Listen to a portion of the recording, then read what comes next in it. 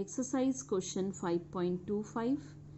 Figure shows a man standing stationary with respect to a horizontal conveyor belt that is accelerating with 1 meter per second square. What is the net force on the man if the coefficient of static friction between the man's shoes and the belt is 0.2?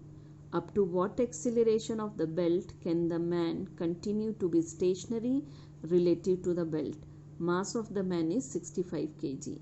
So it is a conveyor belt is given here moving in a clockwise direction. A man is standing up to this conveyor belt and the belt is moving with the acceleration 1 meter per second square. It is given in the question the man is stationary with respect to the conveyor belt.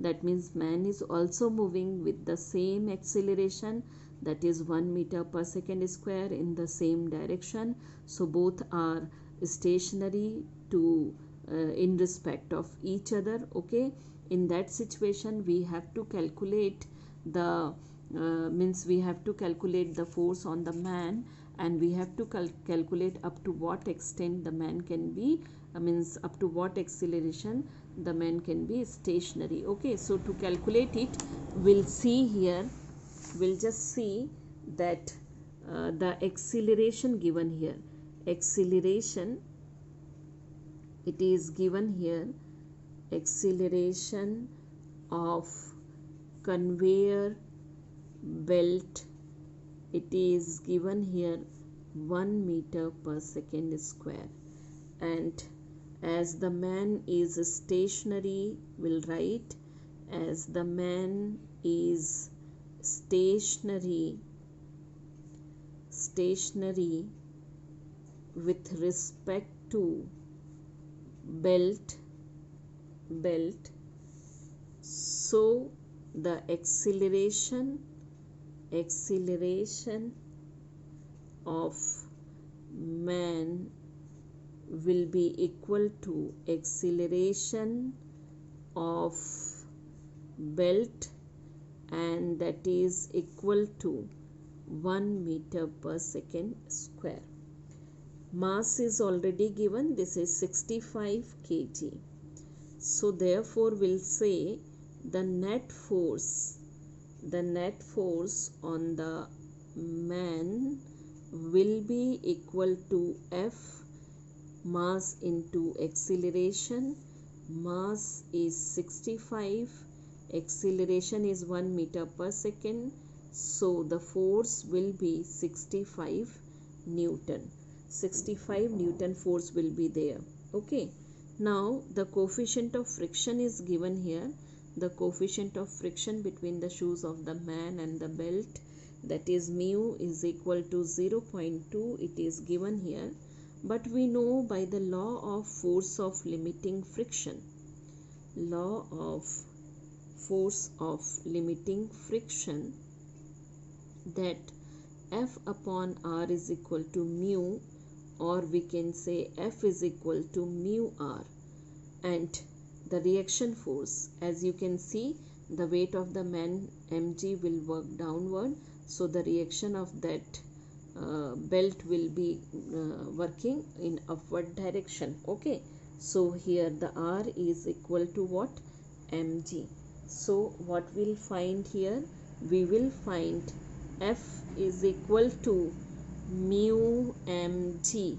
Okay, now we'll see the acceleration, means the man remains stationary up to maximum acceleration a dash, suppose. So this acceleration will be equal to means a dash.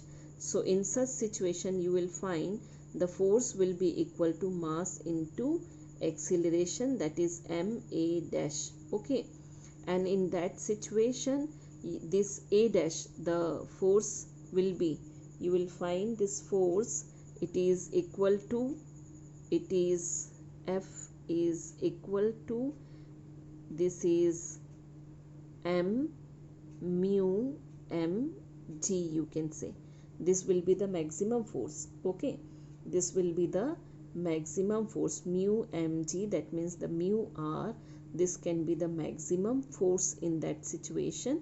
Okay, so you will find F is equal to, this F is equal to 0.2 into 65 into, you will consider this 10 or you can consider this 9.8 also. I am just considering here 10. Okay, so what we'll find, the F is equal to mg. This can be cancelled, you will see here, this can be cancelled, m could be cancelled here.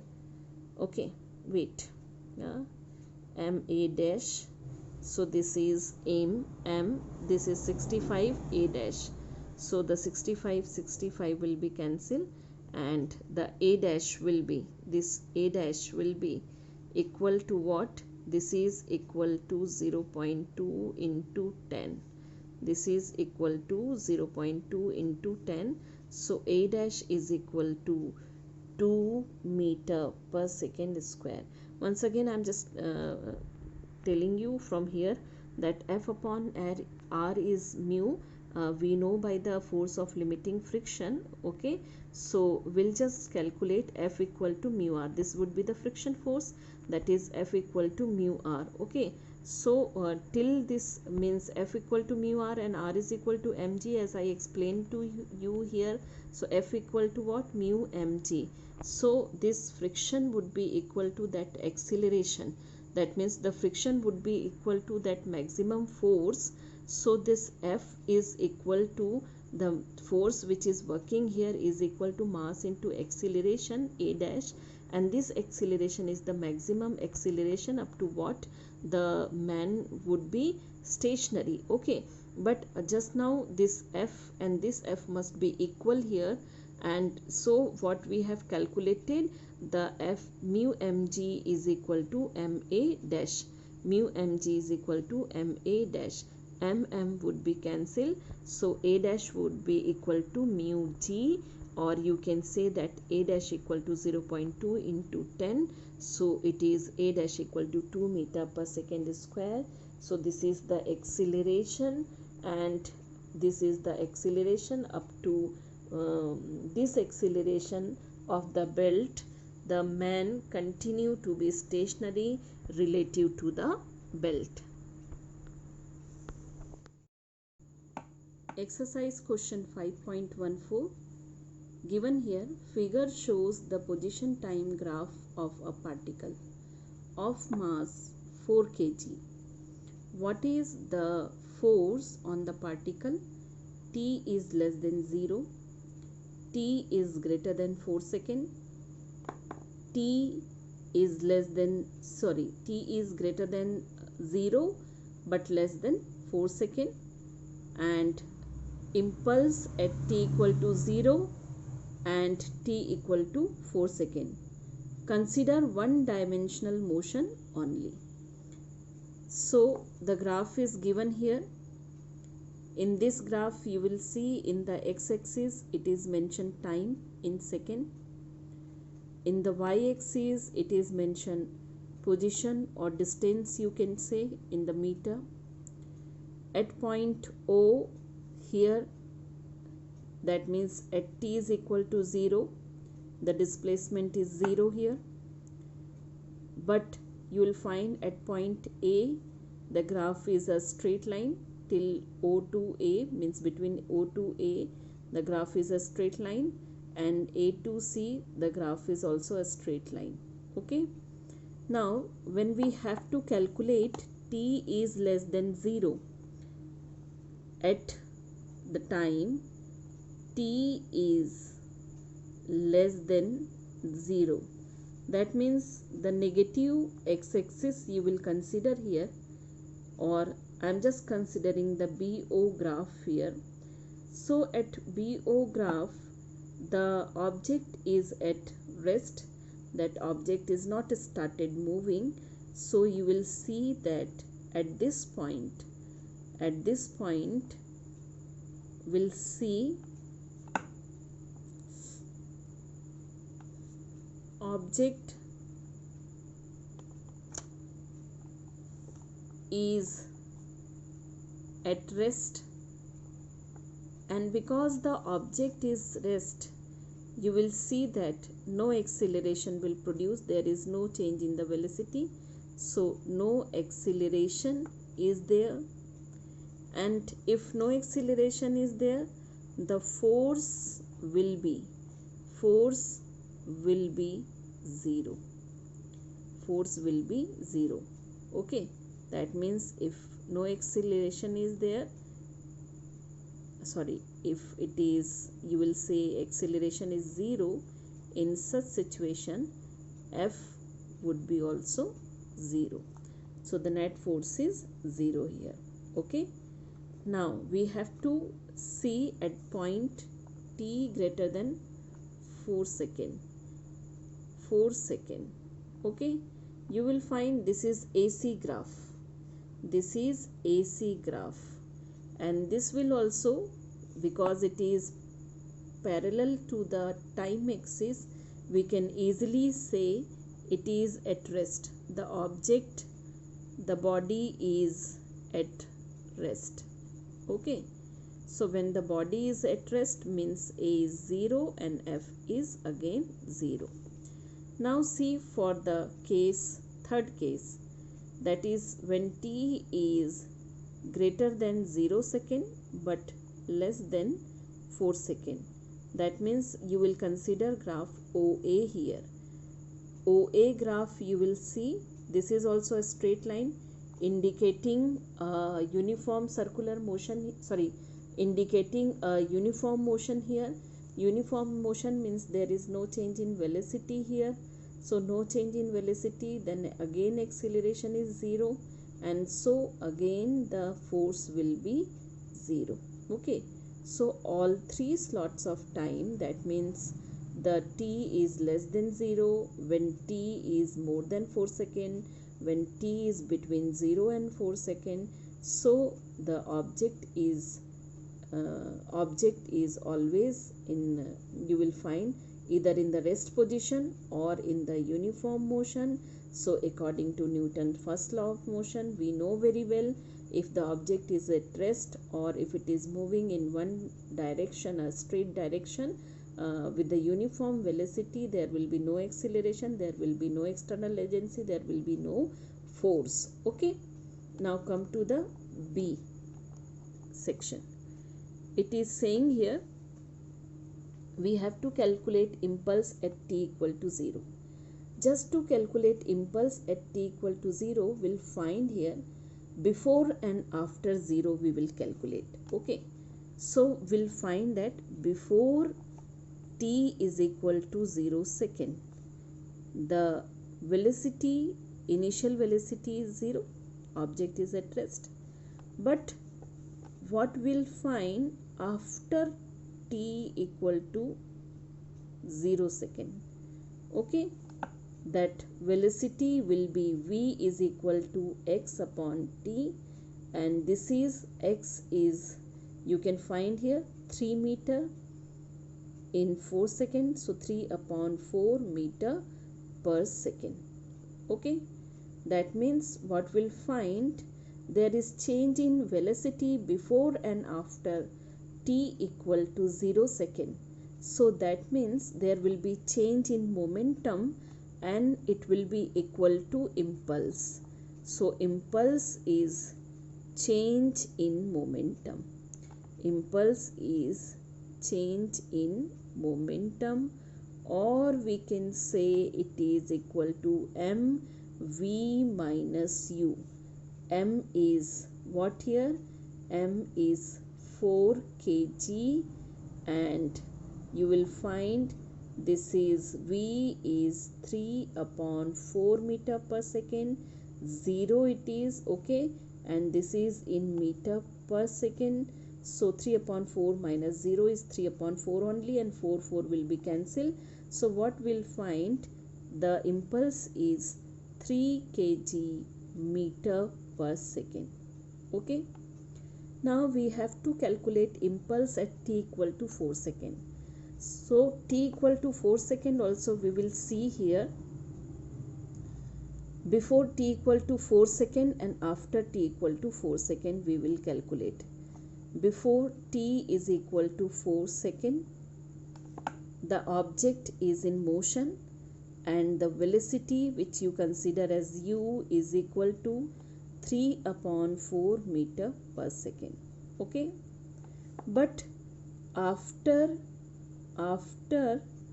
t equal to 4 seconds, you will find the object is in rest. That means the final velocity is 0 here. So once again we'll see the impulse is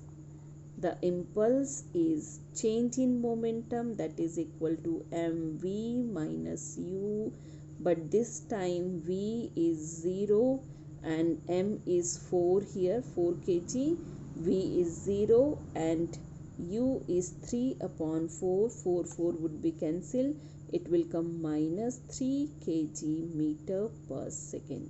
So you will find impulse at t second is 3 kg meter per second and impulse at 4 second is equal to minus 3 kg meter per second. Exercise question 5.28. Given here, a stream of water flowing horizontally with a speed of 15 meter per second pushes out of a tube of cross-sectional area 10 to the power minus 2 meters square and hits at a vertical wall nearby. What is the force exerts on the wall by the impact of water, assuming that it does not rebound? So this is the figure given here. The area of cross section is 1 upon 100 meters square, or you can write 0.01 meters square or 10 to the power minus 2 meters square. Okay, the water is coming out with the speed of 15 meter per second square, 15 meter per second, not square. Okay, and you will find here the condition given here, that is the water does not rebound. So the force exerted on the wall by the impact, that we have to calculate. So for calculating it, first of all we will calculate the volume of the water. The volume of the water pushing out per second can be calculated by area into volume, that is 10 to the power minus 2, that and in multiply by 15 meter cube per second it is. Okay, so this will be that means we'll just take this value here. Density of water is 10 to the power 3 kilogram per meter cube. So mass will be equal to volume into density. So volume is 15 into 10 to the power minus 2 and density is 10 to the power 3. So it will come 150. This will come, this is 150 kilogram per second. Okay, so this much mass is coming out from the pipe, from the, that means the given here. Okay, a tube. So from this 150 kilogram mass of water is coming out per second. Now we know that force is equal to the rate of change of momentum, or we can write here change in linear momentum upon time. The linear momentum here is mv upon t. It is given here, the mass is already we have calculated 150 kg and velocity is given here 15 meter per second. Then it is given the time 1 second, because the mass 150 kg is coming out per second, so it is 1 second. And if you just multiply this quantity, you will get 2250 Newton. So 2250 Newton force exerts on the wall by the impact of water. A helicopter of mass 1000 kg rises with a vertical acceleration of 15 meter per second square. The crew and the passengers weigh 300 kg. Give the magnitude and direction of the force on the floor by the crew and passenger, action of the rotor of the helicopter on the surrounding air, force on the helicopter due to the surrounding air. So we'll see here, this is the exercise question 5.27. So what is given here? The mass of the helicopter, consider this m1, that is 1000 kg. Upward acceleration a is equal to 15 meter per second square. Mass of crew and passenger m2 is equal to 300 kg. Now you will see the force. First of all, we have to calculate the force on the floor by the crew and passenger. That will be equal to the apparent weight. Apparent weight means that is the, you can see an upward force is there, that is F, which is equal to mass into acceleration.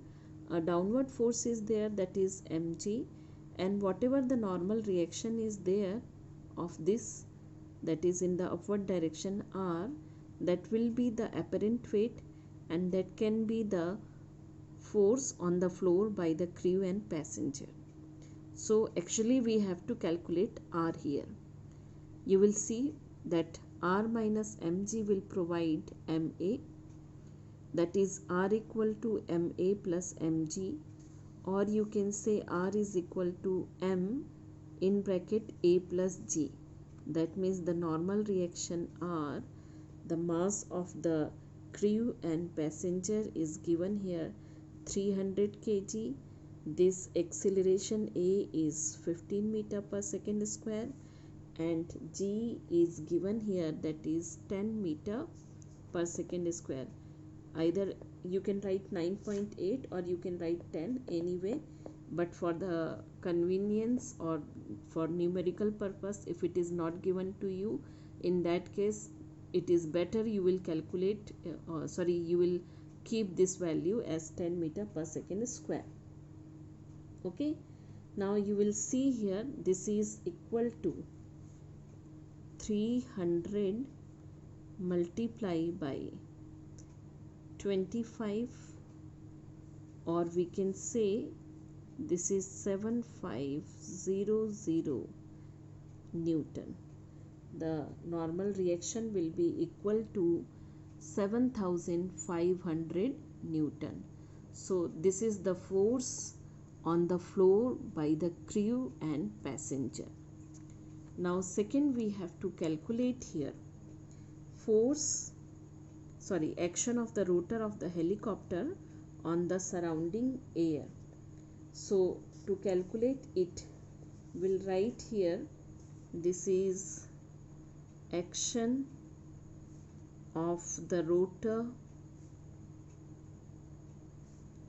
by of the helicopter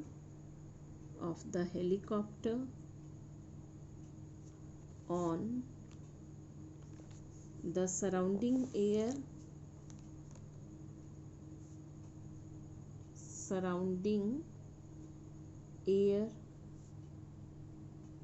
okay. So this will be equal to the apparent weight of crew and passenger, this will be equal to whatever the weight is applied here, that is by the both the masses, the crew and passenger and the helicopter. So that will be equal to F force, that is the mass we are taking here this time m1 plus m2, that means both the weight would be there, and this is equal to G plus A. Okay, so the same formula will be here like in the previous section, as we have applied the formula. That way here also you will find the same formula, only the difference is there that in place of mass of the crew and passenger, we have kept here the mass of the crew and passenger plus the helicopter. Okay, so this will be 1000 and this is 300, G is 10 and this is 15. So it is 1300 multiply with 25. The value will come here 32500 Newton. that means 32,500 Newton force will be there, and this will be the action of the rotor by the helicopter on the surrounding air. Now we'll see C. It is given here force on helicopter due to surrounding air. If you consider this as air is reaction, so as the action and reaction are equal and opposite, therefore a force of reaction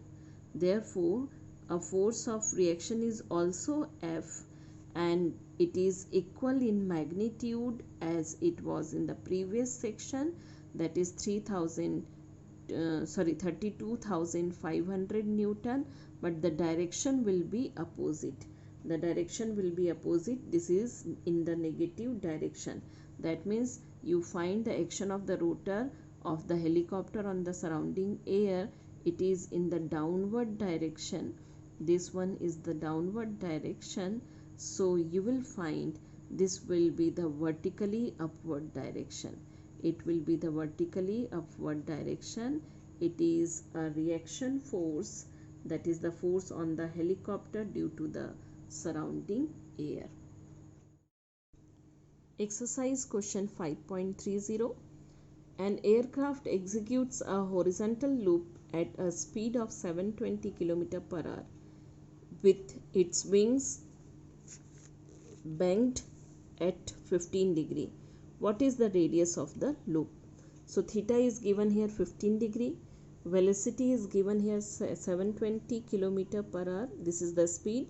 We are changing this into meter per second. So when we change, multiply with 1000 divided by 3600, that will come 200 meter per second. Acceleration due to gravity is not given. I will consider this as 10 meter per second square.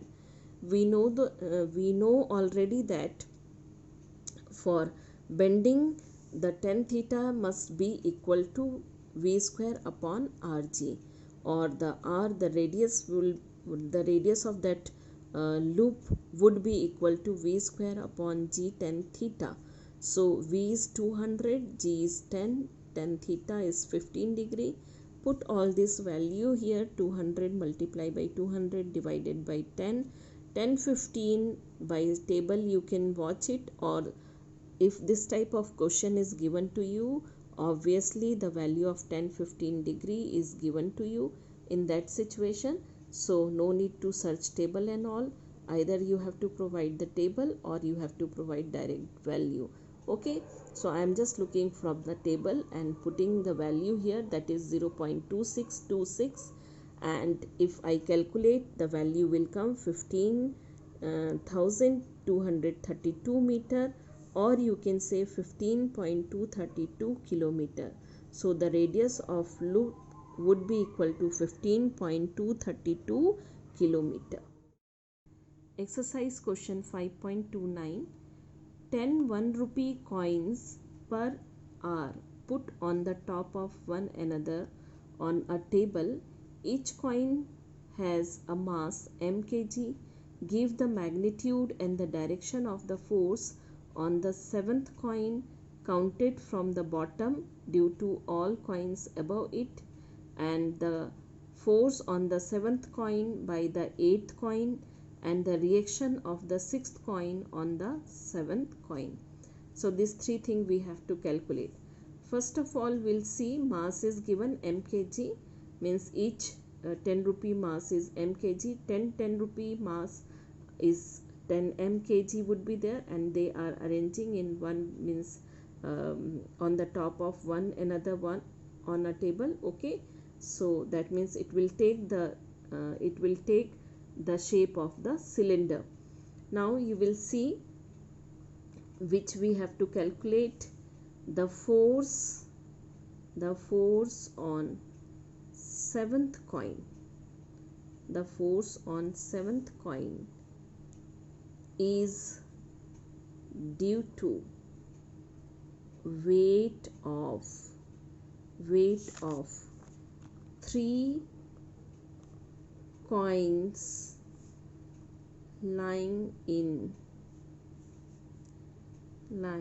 above it. Okay, So therefore we'll calculate here.